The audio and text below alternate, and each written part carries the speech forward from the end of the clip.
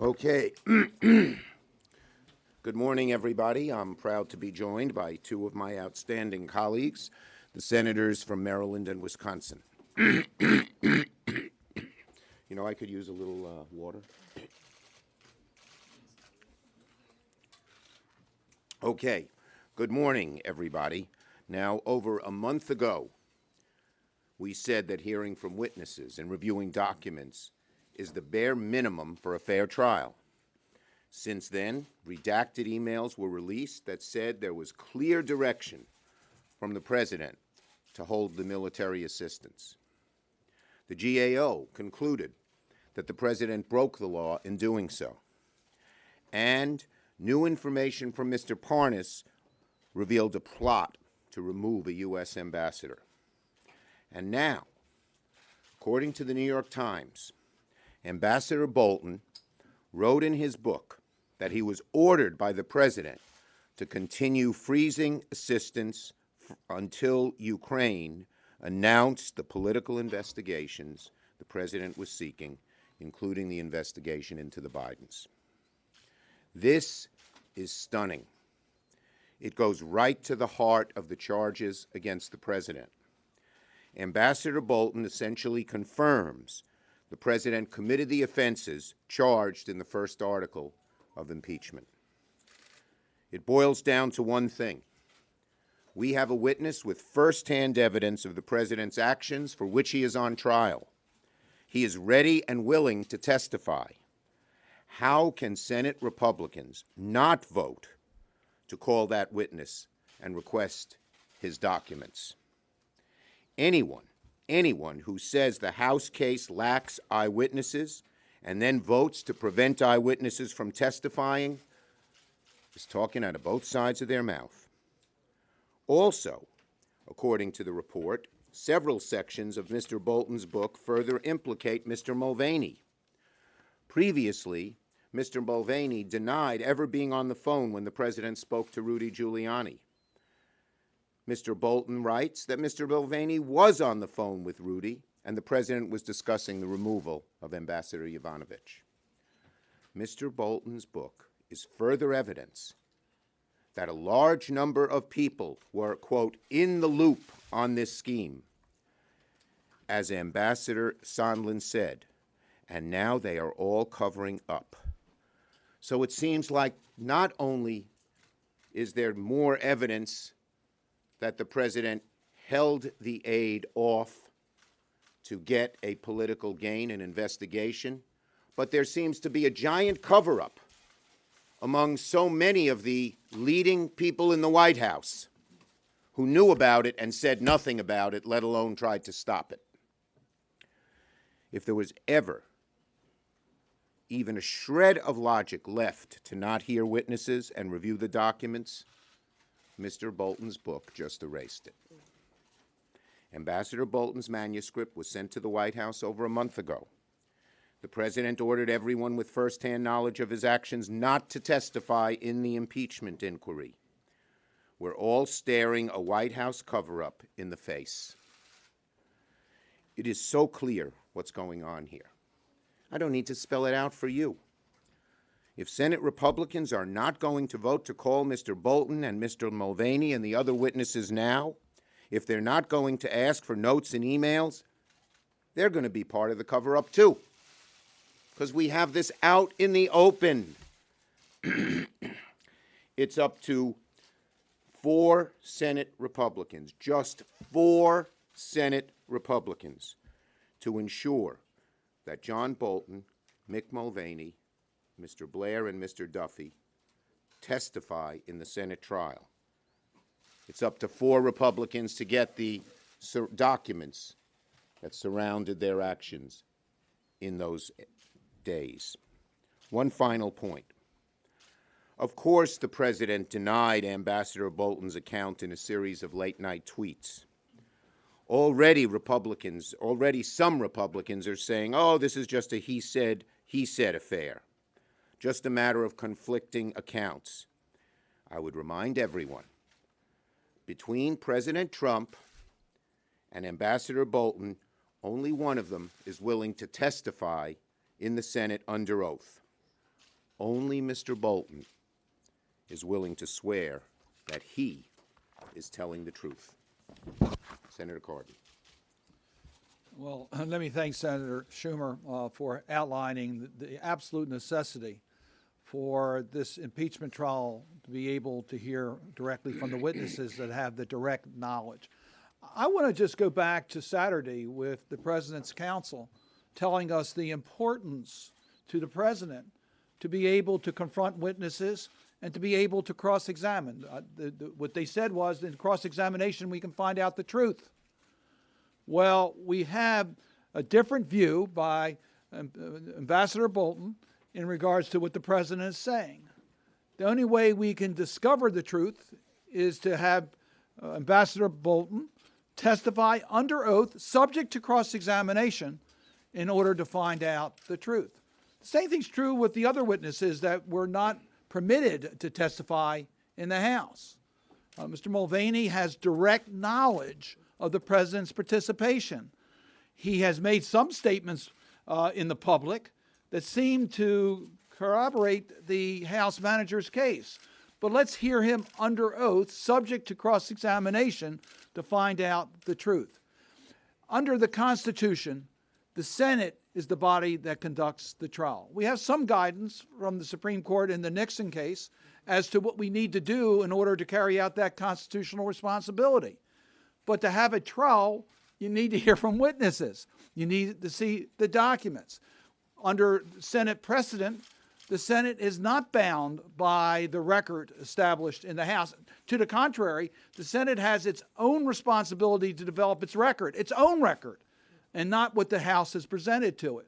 So under all those circumstances, in order to be able to have a fair trial to reach a just conclusion, it's absolutely essential that we allow the witnesses to testify in the Senate, subject to cross-examination, so that we can, in fact, know the truth.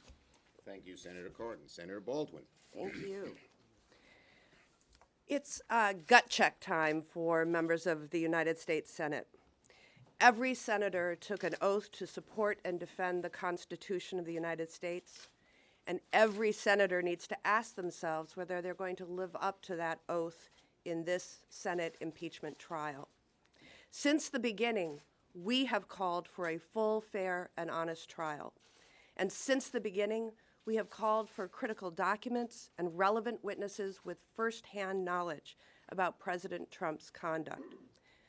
Every Senate impeachment trial in our nation's history has included witnesses, and this Senate trial should be no different. The media reports about what former National Security Advisor John Bolton would testify to go to the heart of this impeachment trial: abuse of power and obstruction of Congress. Let us not complicate this simple fact. It is obstruction of Congress for the White House to prevent John Bolton from testifying about a direct conversation he had with the President in August of 2019 that implicates the President in an abuse of power. If Ambassador Bolton provided the White House with evidence about President Trump withholding congressionally authorized and mandated U.S. security assistance to help Ukraine fight Russian aggression in an exchange for political investigations from Ukraine to benefit President Trump personally, then that would constitute direct evidence of abuse of power. If Ambassador Bolton testifies to these facts about his August conversation with President Trump, then it supports what Ambassador Sondland told Senator Johnson in an August 30th, 2019 phone call. In that conversation, Ambassador Sondland said the release of withheld U.S. security assistance to Ukraine was conditioned on an investigation by Ukraine that would benefit President Trump politically.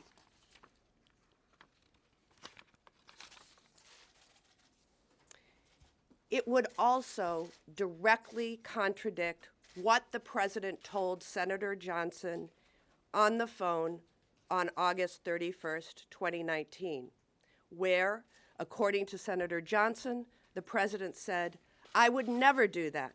Who told you that?" It is my hope that my Republican friends in the Senate would want to have John Bolton testify so that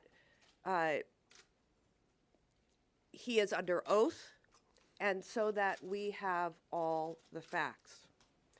It is my hope that my Republican friends would want to know if there is evidence that President Trump did not tell one of my colleagues the truth. The people of Wisconsin certainly want to know if the president did not tell Senator Johnson the truth. The American people simply want all the facts. They want the truth. In order to provide them that, the Senate must support testimony from relevant witnesses with firsthand knowledge about President Trump's conduct. John Bolton has that, and the Senate must have him testify as a witness in this impeachment trial. Thank you. Leader Schumer? Thank you. Whoa, we get to, yes. Yes, good morning, and thank you for doing this. So it seems like the White House is turning the tables on Democrats, saying that it's you, your party, the one that's trying to undo the 2016 elections and also trying to influence this year's elections. How do you respond to that in light of your concern that this will turn into a he said, and The truth is the truth. This is serious stuff.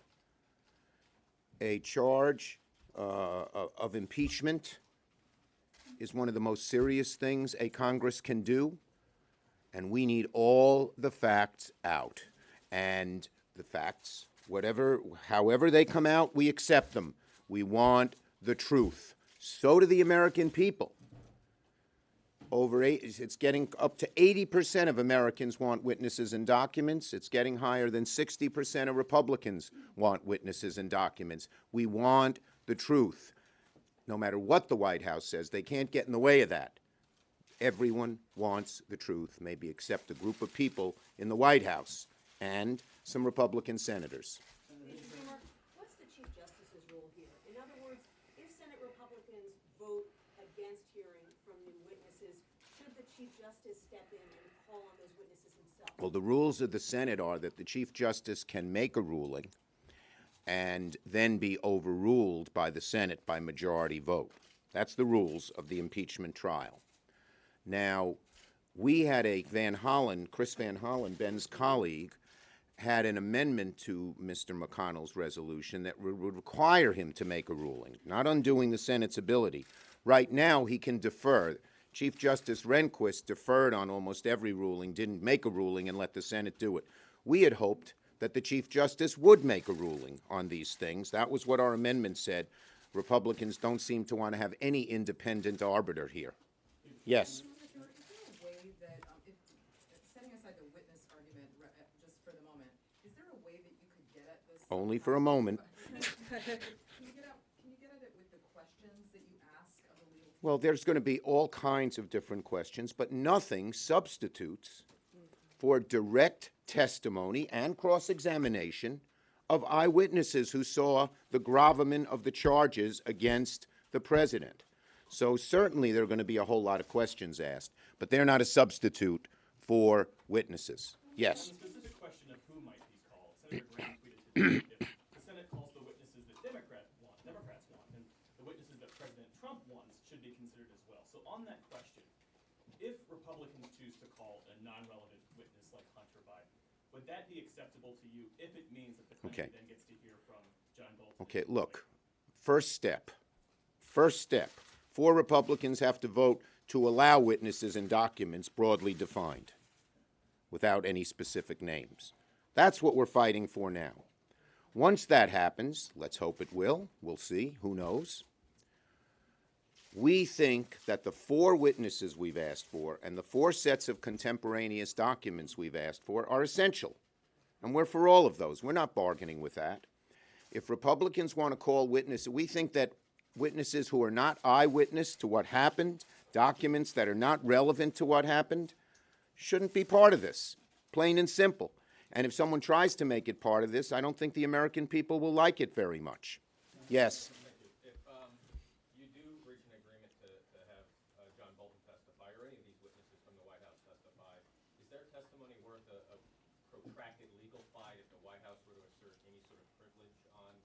Well, first, I'd say this. We think it's not just John Bolton. In my view, Mick Mulvaney is even more important witness than John Bolton because he was right there at all of this. He was chief cook and bottle washer in terms of implementing this whole scheme, at least if you listen to the House managers and Sondland and some of the other people who testified before us. So that's number one. And what was the second part of your question? If the White House were to assert any sort of privilege. Oh, yeah. Look, I believe there would not be a protracted argument. The House had legitimate concerns. They saw what had happened with the president's previous lawyer, McGahn, but this is different. This is the Senate trial where the Senate has the power to determine what's happening. This will be a subpoena that will have bipartisan support by definition, because you're going to need 51. And this will be signed by the Chief Justice. I think the courts will not give much attention to an argument of executive privilege in this situation, because it's the impeachment trial where the Senate has the right to conduct the trial. Yes, sir. No, not you. The guy behind you. Yeah. Bolton, actually, you brought up, you said that Eagle, Wisconsin, want to know if the president told my colleagues in the Johnson the truth. But Johnson is maintaining the president's characterization of what happened. Are you concerned that maybe Johnson is the one not telling the truth about this event? No, what I'm calling on is for every senator, including Ron Johnson, to vote to call John Bolton as a witness. We need witnesses, we need documents, we need witnesses with firsthand knowledge. I quoted what Johnson reported that the president said to him in their phone call on August 31st, 2019. It is inconsistent with the reporting last night of what John Bolton had said, and said that he heard from the president. One of them's not telling the truth, and I think that means that we should all have an interest in hearing from John Bolton, the former National Security Advisor to the president, as a witness. Cheryl. So, just to follow up on that, does that mean that perhaps Senator Johnson could testify, and does that put you in a difficult situation? You're saying one of them. Look, my view is we don't want senators to testify. That's not the point here. We want the eyewitnesses to what the president did to testify. Right? Okay. Over there. Trying to call on a few different people here and there, if I could. Yeah. Senator, what pressure does this put on people like Mitt Romney with your report about John Bolton? Do you see increased pressure for Romney, Gardner, Alexander? Well, I never get into any specific names. But there's increased pressure on the whole. I mean, the eyes of America are upon the Republicans in the Senate. They have been before, and now what Mr. Bolton evidently wrote in his book puts even more, increases the desire of the American people to have a fair trial with witnesses and documents. And if there's pressure from what the American people want, a fair trial, that's how it is, plain and simple. It's not us putting on the pressure. It's Bolton and the desire, common sense, plain speaking desire for the truth, which has always been a hallmark of the American people. Can I say one thing about that? Yeah, please. If I can say one thing. We thought that the right way to proceed was to have the witnesses and documents before we started the trial itself. And we presented an opportunity for the Senate to deal with that. In response, our Republican colleagues said, no, we'll take that up later. Let's see whether we have a need for those witnesses and documents. We think we should have had them in the beginning so that we could have the proper presentation of a trial. But now that we have gone this route, it's clear that we need the witnesses. Look at what Mr. Bolton is saying. Look at what came out with Parnas. We now have additional information that's come forward. There's conflict between what the president is saying today in the House manager's case, and there are people who have direct knowledge about that who have not testified under oath subject to cross-examination. So our colleagues who said, we'll take this up later, there's now a very strong reason why they should vote to allow the witnesses. Yes, gentleman with the beard. Thank you, sir. The president's defense team on Saturday said that there was no direct evidence that the president engaged in this pressure scheme. What is Bolton's revelation? It's a report of direct evidence and should, and Bolton and the contemporaneous documents and all the others, all the more reason it should come before us. How do you expect them to address that today? We'll see. We're hoping, look, we know the pressure they're under. President Trump does not brook criticism, dissent kindly among Republicans. But we're hoping in this kind of solemn, serious, historic, and constitutional proceeding that the weight of doing what's right, the weight of truth, the weight of getting all the facts will weigh heavily on the shoulders of enough Republicans so we can get a fair trial. And as we've said before, we don't know exactly now. We know a little more because of this New York Times publication, but that's not under oath. We don't know what they'll say. All four of them. We don't know what the documents will say. These are hardly Democratic flunkies, nor are they never-Trumpers. They're employees of the president, some of the closest employees he's had. And what they say may be exculpatory to the president. What they say may be further condemning of the president. We don't know. We want the truth. Yes, in the back. The next phase of this is the senators asking questions. Well, no, the next phase is 2 more days of arguments by the president's lawyers. Senators asking questions. Can you give us an idea, are you having guidelines for what the senators No. can ask? No. The only thing we might try to do is make sure that the questions, if 10 people want the same question, that we ask it once. Okay? In the name of the 10. Both sides, your own team. Yes, they can ask questions of both sides. Yes. Senator Schumer, some of the president's defenders have questioned the timing of this report about Bolton. Do you think that? I don't have any. I have no idea who leaked it and why, but it sure is damning, and we ought to find out from the person who made the comments and wrote the book under oath, plain and simple. Yes, blue jacket, blue, yeah. Teal, you're blue, you're teal. Teal. I feel good that I know what teal is. And mauve, I know mauve now, and Would you go as far to say that you're optimistic that we've already heard reports of Senator Romney potentially? no, I've always said it's an uphill fight because of the pressure from the White House and the pressure from Leader McConnell, who don't want to hear the truth. But every day, more evidence, or every few days, something else happens that makes it clearer and clearer that we need the truth, that this is very serious stuff. This isn't just nothing. Thank you, everybody.